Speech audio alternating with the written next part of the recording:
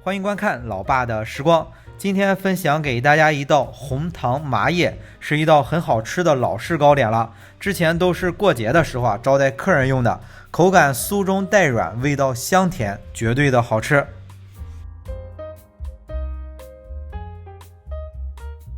首先我们在300克的中筋面粉里，就是家里做包子馒头最常的面粉，加入3克的酵母粉，简单的搅拌一下，然后在150克的水中加入3克的小苏打，简单的搅拌溶解之后倒在面粉里，最后再加入30克的油，揉成一个光滑的面团。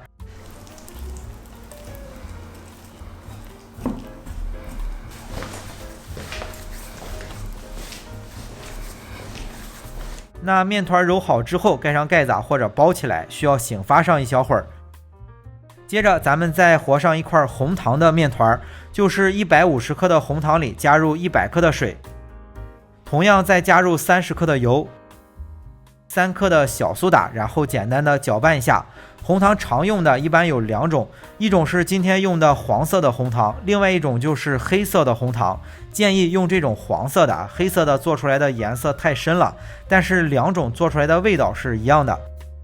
简单的搅拌到红糖融化之后，再加入280克的中筋面粉，揉成一个面团就行了。同样揉好之后包起来，防止风干，等待面团醒发好之后来制作。面团不需要醒发太长时间，现在家里20来度，醒发半个小时左右就够了。大概是醒发到5分，就是体积膨胀50%左右。很简单，也不需要再揉面了，把2个面团各分成2份，方便下一步的操作。接下来就把2个分好的面团简单的擀一下，然后叠在一起，就是把红色的面团包在里面，尽量包的均匀一些。包好之后轻轻的压一下，然后再把面团擀开。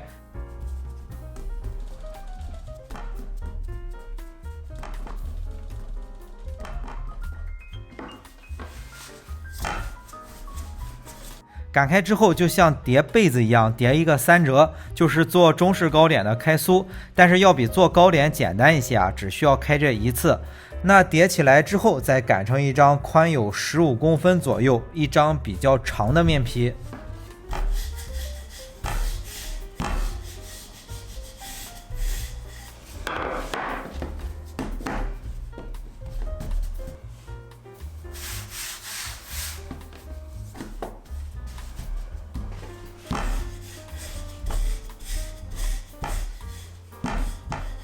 那如果是想要后面做出来的糕点好看，面皮擀好之后可以把四周的边角去掉，但如果是在家里做不注重外观的话就不用去了，没必要造成浪费。但是拍视频为了做出来好看，所以把边角去掉了。去掉边角之后，再每隔2指宽切成一小段，然后每段中间开一个小孔，把一侧从这个口里翻过来，这样一个生胚就做好了。全部做好之后放在一个盘子里，但不要堆放在一起，防止粘连。做的时候可以多撒点面粉防粘，因为做好之后还需要放在盘子里，再等个10来分钟，简单的醒发上一小会儿，这样后面做出来才能更香酥松软。全部做好之后，趁着这10来分钟醒发的时间就可以提前先把油加热上了。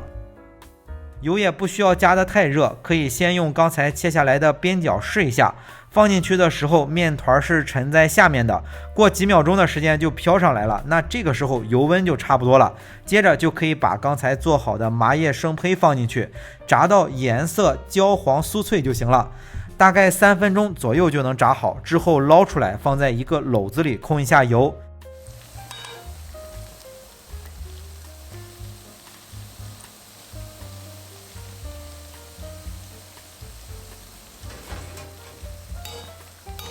等全部炸好之后，咱们再来熬制点糖浆，把锅中的油倒出来，也不需要刷锅了，里面有点油，熬出来的糖浆也会比较亮。配料是100克的水，150克的红糖，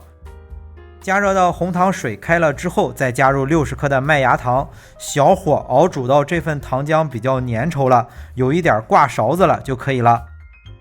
大概是熬煮了2分钟左右，就开始冒这种大气泡了。糖浆也是微微有一点挂勺子，一定要先把火关掉之后再把刚才炸好的麻叶放在里面，不断的翻炒，直到糖浆都渗到麻叶里就做好了。